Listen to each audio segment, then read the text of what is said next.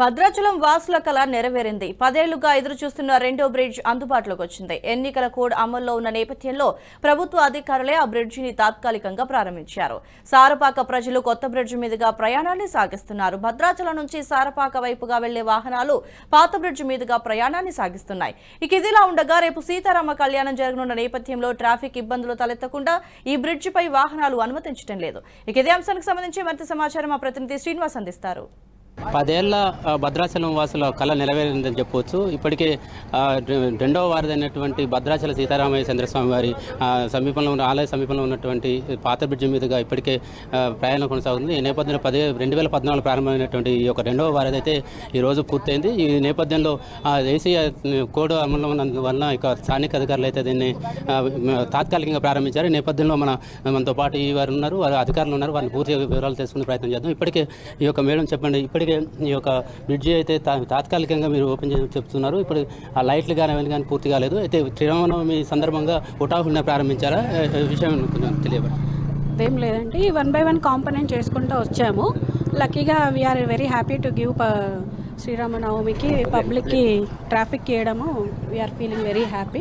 మనతో పాటు ఈ గారు ఉన్నారు, ఆయన కూడా పూర్తి వివరాలు చేసుకునే ప్రయత్నం చేద్దాం. ఇక్కడ అంటే శ్రీరామనవమి వేడుకలకు గాను ఈ యొక్క బ్రిడ్జిని ప్రారంభించారు. ఇంకా కావాల్సినటువంటి పనులను ఇక ఎంత త్వరగా పూర్తి చేస్తున్నారని పూర్తి వివరాలు తెలుసుకునే ప్రయత్నం చేద్దాం. ఈ గారు చెప్పండి, ఈ యొక్క పనులు ఇంకా పూర్తి అవ్వాల్సిన అవసరం ఉందా? ఆ ట్రాఫిక్ ఆంక్షలు ట్రాఫిక్ నేపథ్యంలో ఈ యొక్క శ్రీరామనవమి వేడుకలు సందర్భంగా హుటాహుటిన యొక్క తాత్కాలికంగా ఓపెన్ చేశారా? 2014లో రెండో బ్రిడ్జి అవసరం దృష్ట్యా 2014లోనే శాంక్షన్ చేశారు ట్రాఫిక్ అవసరాల దృష్ట్యా. అయితే కొన్ని సమస్యల వల్ల కొద్దిగా వర్క్ డిలే అవుతూ వచ్చింది.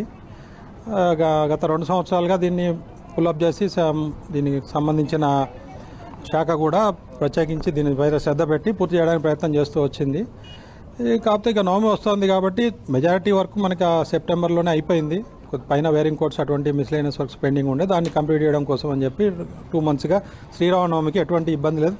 అయినా రాముడికి సంబంధించిన వారధి కాబట్టి 80% నవమికల్లా కంప్లీట్ చేద్దామనే ఉద్దేశంతో దీన్ని పూర్తి చేశాము. ఇంకా చిన్న వర్క్స్ ఉన్నాయి, కొద్దిగా ప్రొటెక్టివ్ వర్క్స్, సేఫ్టీ వర్క్స్ ఉన్నాయి, అవి చేస్తాం. ఒక 2-3 నెలల్లో అవి కూడా కంప్లీట్ చేస్తాం. ముందైతే అంటే ట్రాఫిక్ పై నుంచి వెళ్ళడానికి ఎటువంటి ఇబ్బంది లేదు. ఏదేమైనప్పటికీ సీతారామ కళ్యాణం నేపథ్యంలో రెండవ వారం అయితే ప్రారంభమైందని చెప్పవచ్చు. ఇప్పటికే అధికారులు కూడా తాత్కాలికంగా ప్రారంభించారు. ఇక్కడ భక్తులకు వచ్చేటటువంటి భక్తులకు ఎటువంటి అసౌకర్యం కలగకుండా అదేవిధంగా ట్రాఫిక్ ఆంక్షల నేపథ్యంలో హుటాహుటిన ఈ యొక్క బ్రిడ్జ్ ఓపెన్ చేస్తాం. కొన్ని పనులు అయితే జరగాల్సి ఉంది. ఆ యొక్క జూన్ నెలలోపు పూర్తి పనులు అయితే పూర్తి చేస్తామని చెప్పి అధికారులు చెప్తున్నారు. కెమెరామెన్ రవితో శ్రీనివాస్, NSTV, భద్రాచలం. ఈ వీడియో మీకు నచ్చినట్టయితే లైక్ చేయండి, 10 మందికి షేర్ చేయండి. అలాగే కామెంట్ల రూపంలో మీ అభిప్రాయాలను మాతో పంచుకోండి. Nationalist hub group of channels ను సబ్స్క్రైబ్ చేసుకుని తెలుగునాట జాతీయవాద జర్నలిజాన్ని ప్రోత్సహించండి. ఈ వీడియో కింద ఉన్న బెల్ ఐకాన్ పై క్లిక్ చేయడం మర్చిపోవద్దు.